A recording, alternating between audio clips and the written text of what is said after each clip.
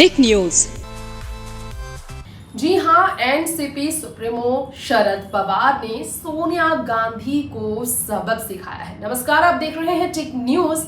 स्वागत है आप सबका एक बार फिर से हमारे चैनल में। मैं आप सबकी होस्ट तृप्ति।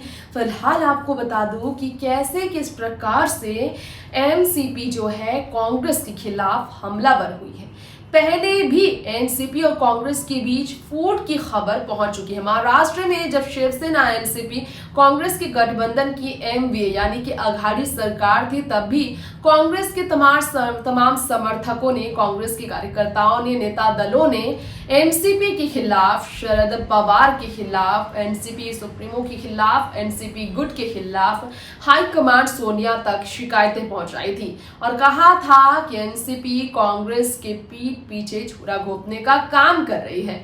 शरद का झुकाव प्रधानमंत्री नरेंद्र मोदी की तरफ जिस प्रकार से दिखाई दिया था, शिंदे गुट ने हमलावर होकर एनसीपी से कहा था कि एनसीपी ही शिवसेना की असली दुश्मन बनी हुई है। ऐसे में शरद पवार का भाजपा के नेता और साथ में पीएम नरेंद्र मोदी का जन्मदिन पर बधाई देना, सुप्रिया सुले का ये करना और फिर इसके बाद कांग्रेस पार्टी पर हमलावर होना चर्चा का विषय बना है। जी हाँ दोस्तों, महिला आरक्षण को लेकर जवाब देते हुए शरद ने वो दिन याद दिलाए हैं जनता को मीडिया के बीच कि कैसे वो कांग्रेस पार्टी की तरफ से संसद भवन में सदस्यता कांग्रेस के साथ लेकर खड़े थे। लेकिन अफसोस की बात तो ये है कि सोनिया की अध्यक्षता में भी कांग्रेस पार्टी ने महिला आरक्षण को लेकर उनके आवाज को बुलंद नहीं होने दिया। इस तरह की बातों को तुल कैसे दिया है शरद ने, जानने के लिए देखिए ये स्पेशल रिपोर्ट। अब महिला आरक्षण को लेकर एनसीपी प्रमुख शरद पवार के बिगड़े बोल सामने आए हैं। उत्तर भारत की मानसिकता पर सवाल खड़े करते हुए शरद पवार ने न सिर्फ भाजपा बल्कि कांग्रेस को भी आईना दिखा, यानी कि सीधा सोनिया गांधी, प्रियंका गांधी, राहुल गांधी से लेकर बड़े दिग्गज कांग्रेस के नेताओं को जवाब देने के लिए मजबूर किया। जी हाँ, वो सभी नेता जो इस घमंड में थे कि एनसीपी कभी कांग्रेस के खिलाफ नहीं बोलेगी। सोनिया जो कि शरद के साथ अच्छे रिश्ते होने के बावजूद उनके बिगड़े बोल का सामना कर बैठी है। दरअसल महिला आरक्षण विधेयक से जुड़े एक सवाल का जवाब शरद पवार ने दिया। उद्देश्य उन्होंने लोकसभा और सभी राज्यों की विधानसभाओं में महिलाओं के लिए 33% सीट आरक्षित करना है, इस पर बताया।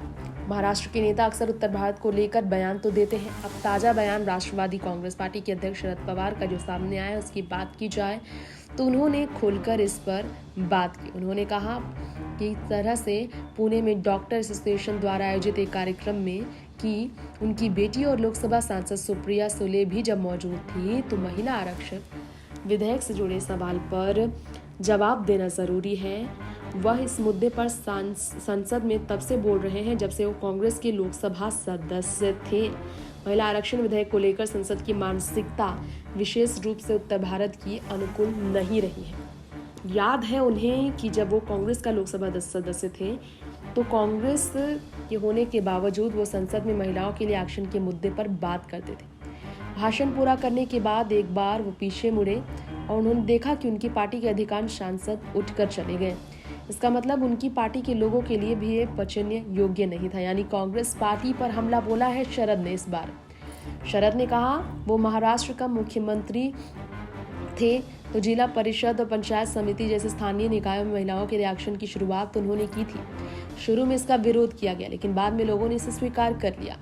तो शरद पवार सीधा देखिए महाराष्ट्र के मुख्यमंत्री के तौर पर यहाँ बात कर रहे हैं और तो और ये कहा है उन्होंने कि उनके राज्य में जैसे महाराष्ट्र में अच्छा काम हुआ, तो भाजपा पर हमला बोले की बजाय इस बार कांग्रेस पार्टी पर हमला शरद पवार का इशारा करता है कि पीएम मोदी के साथ उनके अच्छे रिश्ते, पीएम मोदी को जन्मदिन पर बधाइयां देना, सीधे उन्हें कभी भी भाजपा की तरफ पलटते हुए देखा जा सकता है।